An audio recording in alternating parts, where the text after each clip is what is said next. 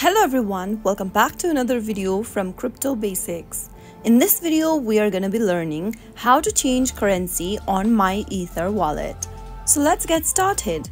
First of all, open the MyEtherWallet application from your app drawer. Log into your wallet by entering your PIN code, and after you are in, from the main homepage, scroll down and tap on Settings.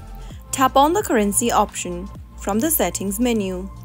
Now, from the currency list, choose the currency you would like to change to and tap on it in order to select the currency of your preference.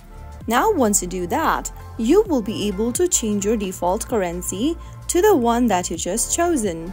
So that is how you can easily change your default currency on MyEtherWallet.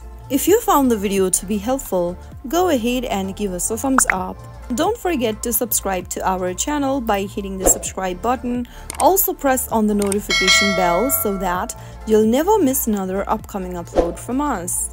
I will be back again in the next episode. Thank you for watching.